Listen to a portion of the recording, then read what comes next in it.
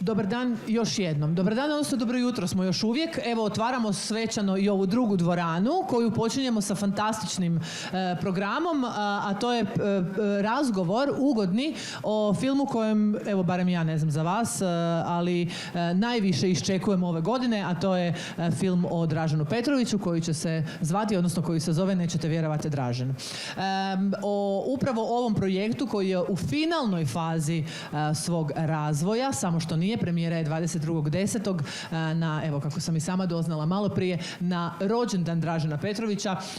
O svemu ovome govorit će autori, znači autori projekta, ujedno i producenti i distributeri. Pozdravljamo Ivora Šibera, koji je danas ovdje s nama. Ivore, izvoli. Drugi producent, direktor produkcijske kuće Kinoteka, Ljubo Zdjelarević. A cijeli ovaj razgovor moderira jedan i jedini doktor svega filmskog Boško Picula. Evo, izvolite, dečki, sretno, bit će jako, jako zanimljivo. Hvala najljepša, Antonija, i hvala vam, drage naše ljubiteljice, ljubitelji hrvatskog filma i hrvatskih filmskih projekata. Ivore, Ljubo, najiskrenije čestitke, s obzirom da pretpostavljam koliko je teško bilo osmisliti jedan filmski projekt. Pa evo, za sam početak, što u hrvatskim uvjetima znači biti autori projekta? Valjda radi. Možda ovo malo netipičan projekt za hrvatske uvjete.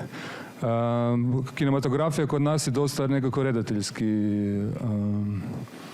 formirana i nekako bi rekao da javno mnijenje ima dojam da su redatelji ti koji donose projekte, nekako okupljaju ekipu i producente oko sebe i onda se financiraju, idu tako se financiraju filmovi.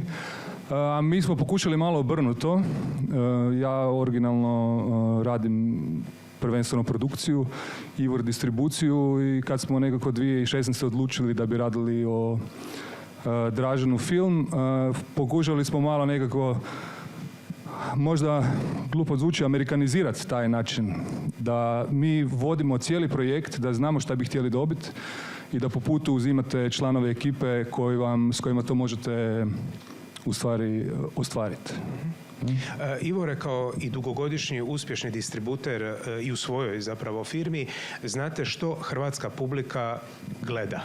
Može li pogledati hrvatski film o stvarno, kao što je Antonija rekla, hrvatskoj sportskoj legendi? Što se zapravo motiviralo da to bude Dražen Petrović kao jedan od najvećih košarkaša, ne samo kod nas, nego i općenito, a ne primjerice neki pjevač ili možda neka druga ličnost koja je zahvalna za biografsku dramu, odnosno film?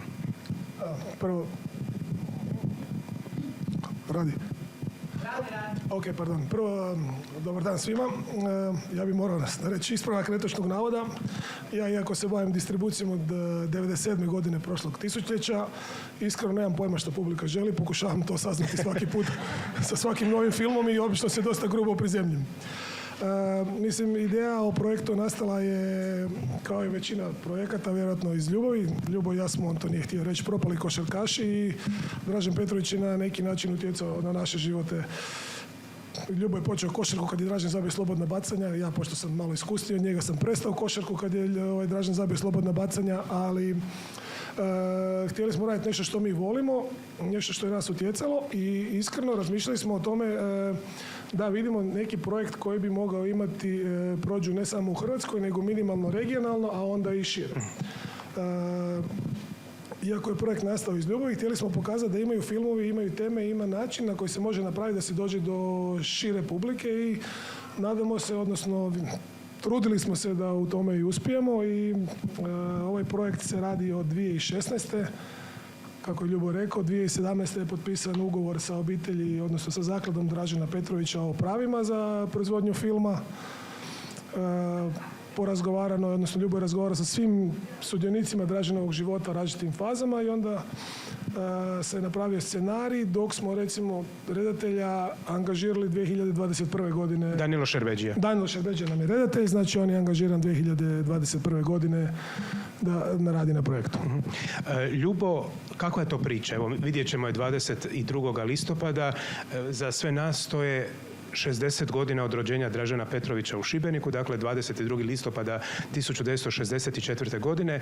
Je li u pitanju priča koja je sveobuhvatna kada je u pitanju njegov život ili ste nešto htjeli istaknuti što bi naravno bilo najprijamčivije za ovakav tip projekta? Pa nekako priča o scenariju, ja mislim, mogu biti tjednima valjda pričati kako smo došli do toga. Ima puno razloga kako smo se odlučili za sve obuhvatniju priču. Mislim, živimo u zemlji u kojoj je izvjesno da ćemo mi sad napraviti film o Draženu, vjerojatno nećemo nikad više raditi film o Draženu. Postoje filmski zanimljivi dijelovi njegovog života i naravno manje zanimljivi, ali u nekakvoj komunikaciji sa familijom smo došli do zaključka da bi pokušali napraviti nekakvu priču od momenta kad je on zavolio košarku, kad se inspirirao da zavoli košarku i momenta kad je bio preispitan da li je to najbitnija stvar u njegovom životu. Tako da smo pokrili, mi doista jesmo pokrili faze i njegovog igranja u Šibenci, i u Ciboni, i u Realu, i u New Jerseyu, i Portlandu. Ali okusnica, nekakva inspiracija, naime opće poznato je da je on rekao da bi on se bavio bilo čime se brat bavio, a brat Aleksandar Petrović je bio vrhunski košarkaš kao klinac, bio je reprezentativac Jugoslavije i Dražen je zbog njega počeo igrati košarku. I postojala je jedna djevojka, ljubav u njegovom životu, kojoj košarka nije bila najbitnija stvar na svijetu i koja je preispitala, di se on malo preispitao da li to sve naravno vrijedi. I film je fikcija na kraju dana. Vi ne možete se baviti uvijek faktima u igranom filmu, za to služe dokumentarni. Ima jako puno prilagođene dramaturgije, ali bi rekao da smo se na kraju, jedna lijepa melodrama je to. Ne? Doista je možda ono što Ivor najviše ne želi čuti, za jedan širi spektar publike. Za širi spektar publike. Da. Dobro. On više voli ovo da mi pokušamo fokusirati se. Mislim, mi ne radimo film o košarkašu Draženu Petroviću, on iznosi statističke njegove uspjehe, utakmice i ostalo, oni samo služe nama kao alat da prikažemo njega kao čovjeka. Znači, film koji traje 100 minuta ima 7-8 minuta košarke. Znači, mi razgovaramo o čovjeku behind basketball. To je puno više minuta nego u hrvatskom javnom prostoru, s obzirom da je košarka kod nas tu gdje je. Malo sol na ranu, dobro. Pa mi jedan od motiva kad smo mi radili ovaj film ili za vrijeme razgovora oko ovog filma i kad smo nas dvojica pričali o nekim našim očekivanjima, željama, pozdravima, osim da budemo milioneri i sve ostalo, bilo je da bi voljeli da se veći broj djece odluči za košarku, jer je stvar vrlo jednostavna. Dražen se jako puno trudio. Nije on bio ništa talentiraniji, njegov brat, ja bih rekao, bio dosta talentiraniji. Dapače, Aco tvrdi da nikad nije izgubio u gađanju trice od Dražena, nema ga tu da to potvrdi pred nama, ali nama je to rekao. Tako da iza Dražena stoji jedan ekstremni rad. I moram, evo ako dopustite, i sustav koji je tada postojao, naravno, kada se govori o podršci košarki. Ljubo, osim redatelja, koji je naravno ključan za umjetnički koncept filma, kako ste došli do interpreta Dražena, s obzirom da u biografskim dramama to može biti naravno i ključ uspjeha filma? Imali smo audicije, naravno. Imali smo dvije verzije Dražena. Imali smo Dražena ideju, ajmo naći košarkaša koji je jako dobar košarkaš i vidjeti da li je moguće u određenom vremenskom periodu napraviti nekakve glumačke probe ili nazovimo glumački trening kroz par mjeseci. Neki ljudi u sebi nose ozbiljnu talentiranost i nekako vjerujete u startu da je to moguće. Onda je to sukob sa realnošću, odnosno sastanak sa realnošću kad shvatite da to nije baš tako jednostavno i da je bolje da imate naravno glumca.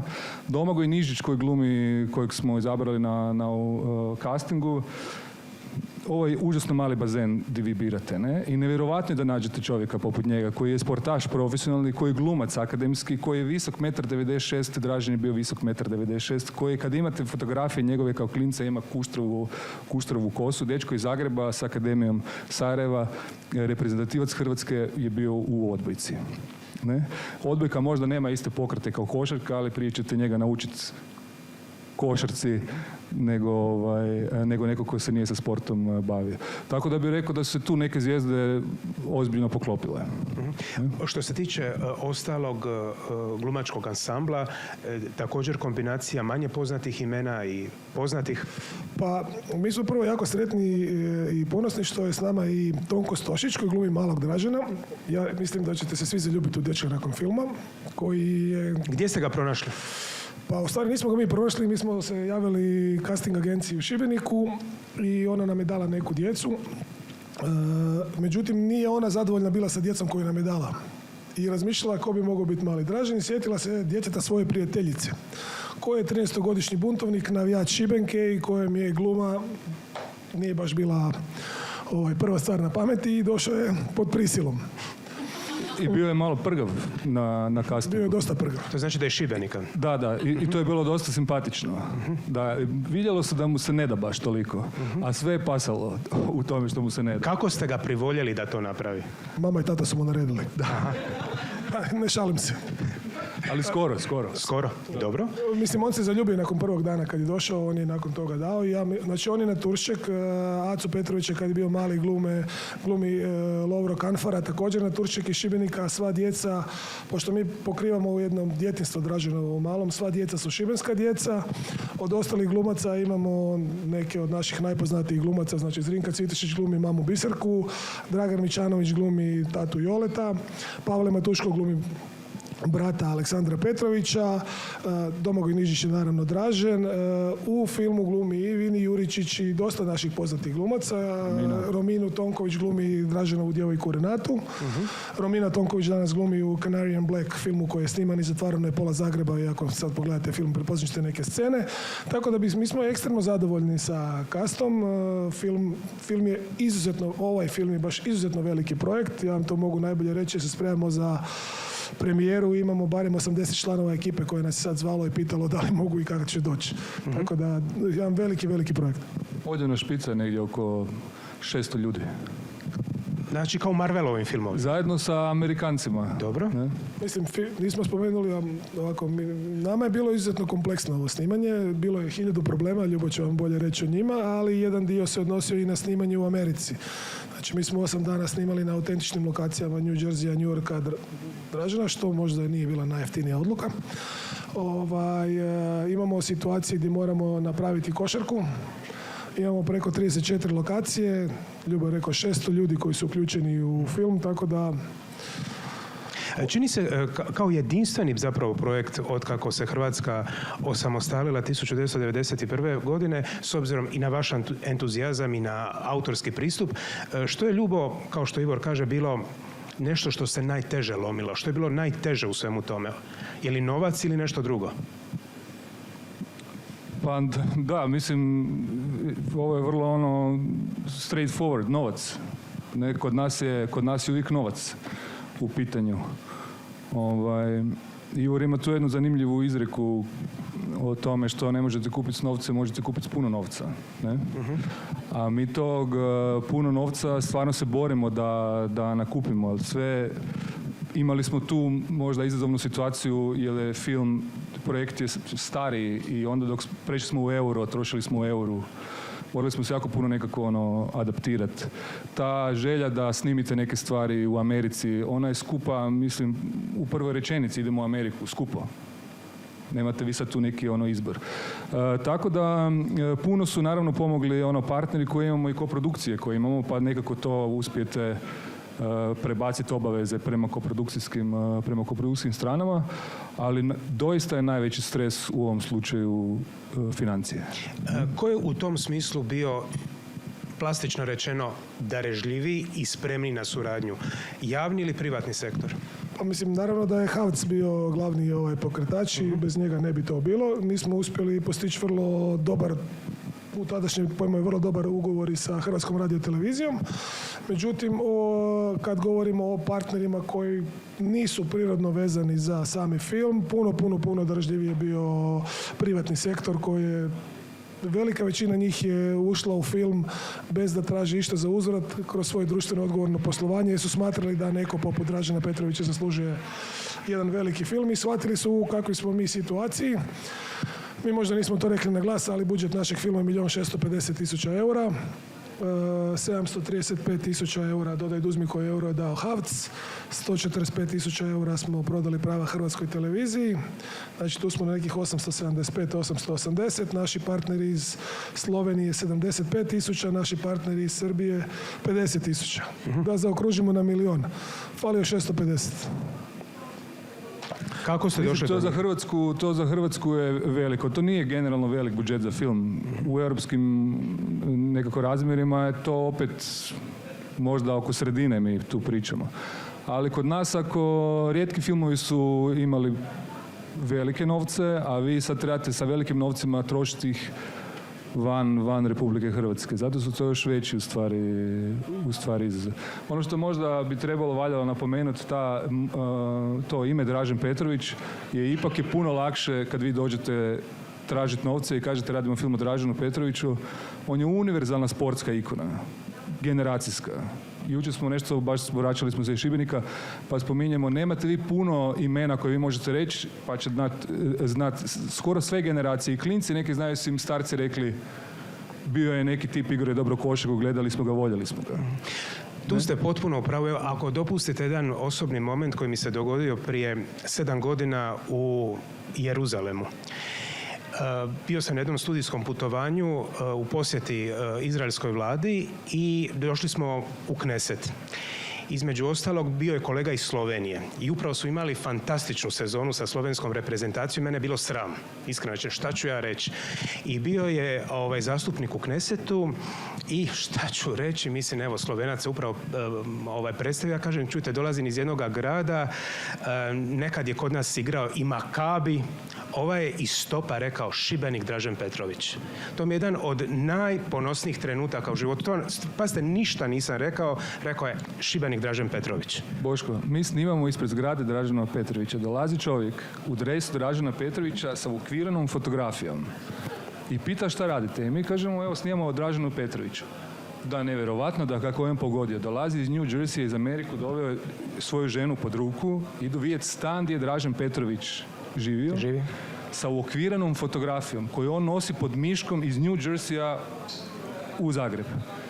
I kuca na vrata, hoće mu neko otvoriti da vidi Dražen Petrović. On je pokazao, ima, kako bih rekao, hram u svojoj kući samo posvećen Draženu Petroviću. Biserka ima nevjerovatnih priča ljudi koji dolaze iz svih strana svijeta o tome. Doista nama je teško uopće percipirati dokud je to ime Spravno.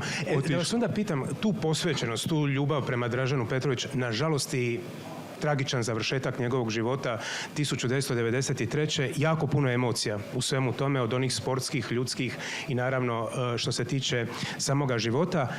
Kako, Ivore, to možete pretvoriti nakon produkcije u marketing? Dakle, kako se može o ovom filmu pričati, govoriti, kako ga može se promovirati na temelju svega ovoga što ste i sami rekli? Dobro, prvo bih htio reći da ja se nadam da ćete vi svi shvatiti. Film je dosta emotivan, mi vam nećemo otkriti kraj, ali vjerujemo da će biti pokoja suza. Znači, mi moramo ljudima predstaviti priču o Draženu.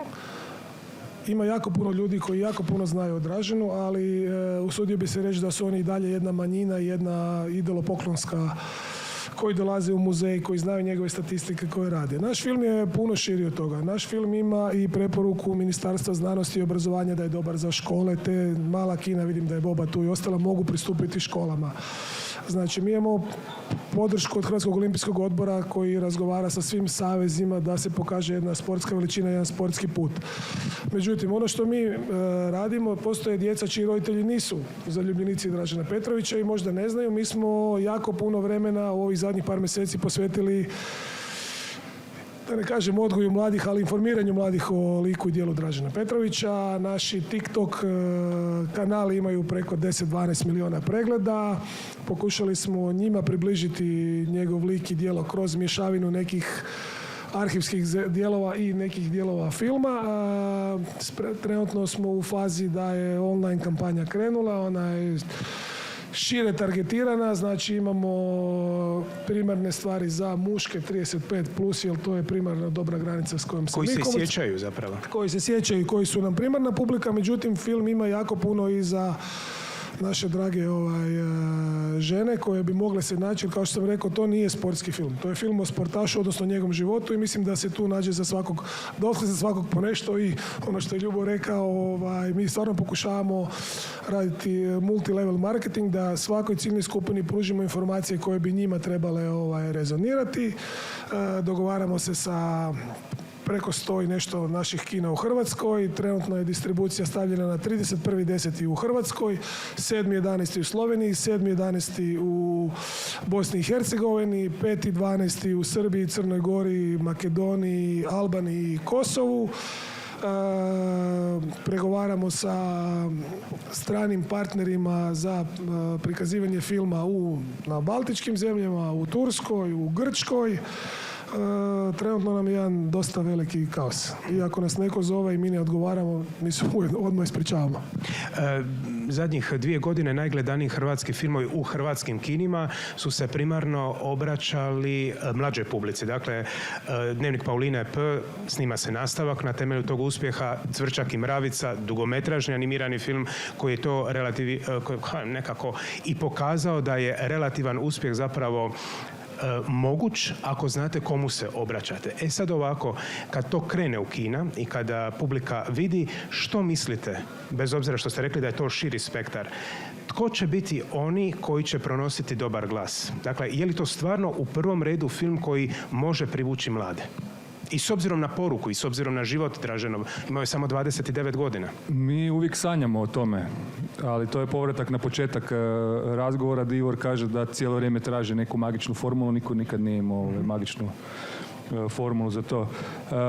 Gledajte, obično u našem javnom prostoru ima uvijek puno nekog hejta. Hejt uvijek rade ljudi koji ne proizvode filmove i u ovom slučaju ne igraju košarku. Zapravo to smo se već svi pomirili i nekako pričamo u smjeru da amortiziramo štetu koja se emotivno događa recimo glumcima koji su na prvoj liniji fronte. Ali ja doista vjerujem da, a on i ja nakon što smo pogledali sad zadnje verzije sklopljenog filma, da neće izaći osoba koja u stvari neće moći preporučiti to. Ne? Pogotovo stariji ljudi kojima će to biti emotivno ih vratiti u vrijeme. Mi se u fikciji uvijek bavimo osjećajem nečega. Ne bavimo se preciznim faktom. Mi se bavimo osjećajem 70-ih. Mi se bavimo osjećajem njegovih pobjeda 80-ih. Mi se bavimo nekakvim tim sitnicama da vas podsjeti na nekakva lijepa vremena.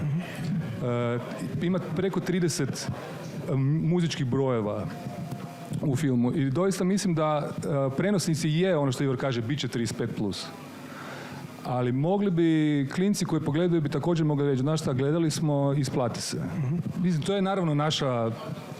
Imali smo mali uzorak. Mi malo maštamo o tome. Da. Imate pravo na to. Da. Imali smo i mali uzorak, ja moram reći, moja kćer 19 godina ima, ona je pogledala film, ajde silom prilika, i njena reakcija je bila da je film njoj se sviđa i da bi ga svakako preporučila. Ali ona ga sama po priči Dražen ne bi išla gledati. Znači, njoj se moraju dati neke druge informacije, nju je jako obuzela ljubavna priča, jer u biti Dražen se, svi znamo, ali on se jako puno odricao u stvari zbog te košarke. Jer moram priznati, koliko god stvarno navijam za vas, ne samo što volim film i što volim Dražena i Šibenik, mislim da je teško danas napraviti ovako dobar projekt u kontekstu kad ništa ne znamo o košarci kao nacionalnom sportu, kad zapravo imamo slabu na neki način i pokrivenost uopće što je nekad košarka značila za Hrvatsku. Mi smo zadnju medalju osvojili 1995. godine na Europskom prvenstvu. U trenutku kada je Dražen postao zvijezda temeljem svoga talenta, košarka je bila nacionalni sport. Dakle, prvi nacionalni sport, dakle, bivša Jugoslavija je bila uz Sovjetski savez i SAD. Danas je nacionalni sport nogomet. Prema tome, pretpostavljam da ste snimili film Luka, da bi to samo po sebi se gledalo. Tako da imate... To će neki bolji od nas. Ali svijet se malo i promijenio. Danas ipak vi za novce za koje odete u kino, vi možete imati ozbiljno dobar program Netflixa, HBO-a, nekog streamera. Što prije naravno niste... Ali ljudi dalje vole ići u kino. Naravno da vole, ali sad se borite i sa tim. borite da morate dati sadržaj koji vrijedi i za koji čovjek vjeruje da vrijedi toliko koliko plaća. I onda sama kino industrija, odnosno kino distribucija, ako vi nasljeđujete prosječne uspjehe hrvatskog filma i dođete sa odličnim filmom, činjenica da ljudi, ako su gledali neki prosjek Hrvatske, će se možda teško odlučiti vjerovati da će sljedeći... Kako ih razuvjeriti da to nije to? Puno pričanja, ali ono, osim što smo osvojili zadnju medalju 95. Mi smo najgledaniji hrvatski film svih vremena napravili 96. Zadnji film koji je prešao 100.000 gledatelja bio je Šegrt Hlapić, igrani film 2016. 13. Šegrt Hlapić je kasnije. 14. 13-14? Da. Ok, tada to je bila onda najbolja godina, jer smo imali Sonju i Bika, imali smo Točno, da. Svećenikovu djecu, imali smo onda i Šegrta Hlapića. Paulina kao najgledanija danas radi 95.000 gledatelja. Ako mi napravimo 95.000 gledatelja ili 96, ja mogu reći tužnu stvar, ja sam izgubio okladu sa svojim dragim prijateljem i partnerom Ljubom. Tako da mi se trudimo... Šta kaže Ljubo? Nemojte ga ni pitati, jer ću ga istući pred svima. Ja pokušavam biti uvijek skeptični. Pesimističan. Da, pesimističan. Da se iznenadim. Onda da se iznenadim. Ne da se razočaram na kraju, a on je inače pozitivac. I uvijek pokušava, ok, bit će odlično, onda ja pokušavam malo to nekako smanjiti taj doživljaj. Mi smo u prosjeku skoro pa normalni, ali... dakle, mi sa naše strane, evo vidim Bobu tu koja me gleda, ja sam i dužan tvrditi gostovanje. Znači, mi imamo 22.10. premijeru u Šibeniku, 28.10. premijeru u gradu Zagrebu, 29.10. premijeru u Velikoj Gorici, 31.10. kod gospođe Bobe u Rijeci, ali da bi došli u Rijeku otićemo i u Sinestar. 3.2.11. smo u Sarajevu u Cineplexu i Cinestaru. 3.11. smo u Banja Luci u Cinestaru i Cineplexu. 6.11. smo u Ljubljani. 7.11. smo u Mariboru. Jako puno premijera. Znači, evo, kažem, tu su neki predstavnici kina, oni znaju koliko ja njih maltretiram da bi organizirali neko gostovanje u tim malim kinima, jer nazvat ću ih grubo manja mjesta, Slatine i gdje se uredovno ne dešavaju eventi, vole kad im dođu... Ja sam, znao sam da će to doći. Ne, gospođa Boba iz Rijeke, ona je veliko kino, jedno od naših najvećih i najboljih nezavisnih kina. Nisam na nju mislio, s njom se redovito surađuje i oni super to rade. Međutim, postoje i manja mjesta od Rijeke u Hrvatskoj, u koje većina je manjih kina, u koje mi molimo ih da dođemo na gostovanje da bi ostvarili neku gledanost, jer kad mi dođemo i dovedemo Tonku, Boška, Ljubu ili nekoga, u tim mjestima se dešava event. Ovo je prvi put da nas mala kina zovu. Moja tvrtka inače se bavi prodajom, pojednostavljeno to se fancy šmensi zove distribucijom i jako puno surađujemo sa Netflixom i HBO. Mi smo ih molili i kumili da uzmu neke naše filmove. Reći ću vam otvoreno, znači Netflix ne želi kupiti Paulinu P, koja je kino prikazana u Sloveniji, u Srbiji, u Bosni i Hercegovini, u Makedoniji, u Sloveniji na slovenskom jeziku, dobro, nismo titlali na srpski, sinhronizirali na srpski, oni ne žele kupiti film kojim je u godinu dana u top 10 najgledanijih hrvatskih dječjih filmova cijelo vrijeme. Film kojim je bio 7 tjedana u prvih 10 općenito, film koji je bio 4 tjedana na prvom mjestu gledan na listi, njih on ne zanima za područje bivše Jugoslavije. To puno govori. Mi smo uspjeli doći do situacije da taj Netflix izgovara rečenice, mi smo za Dražena zainteresirani za centralnu i istočnu Europu.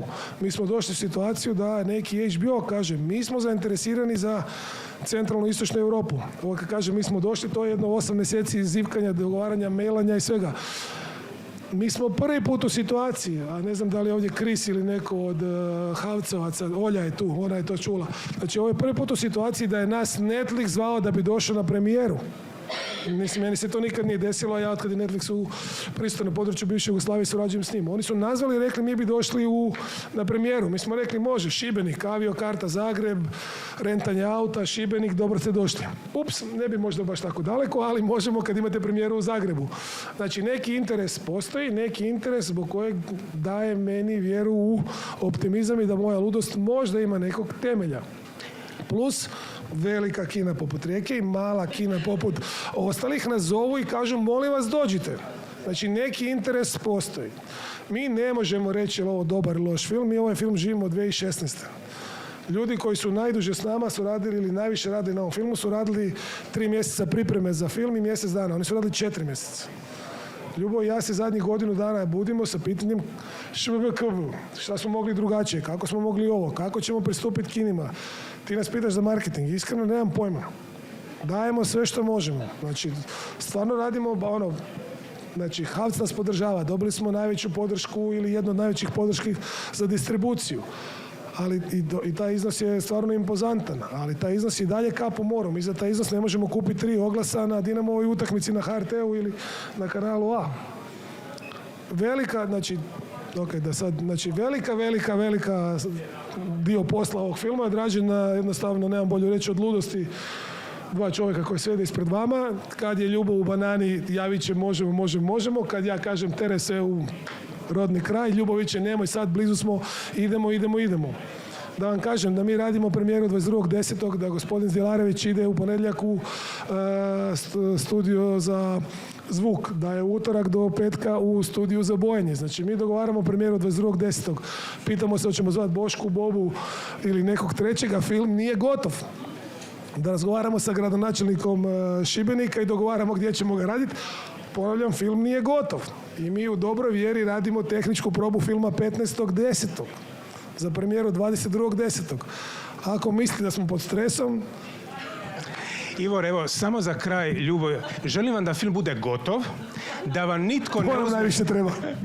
nitko ne uzme prvenstvo kao Šibenki 83. godine i da vaš Dražen zabije tricu. Evo, svako dobro. Hvala puno svima i oprostite na jadanju. Hvala najljepša. Dražen.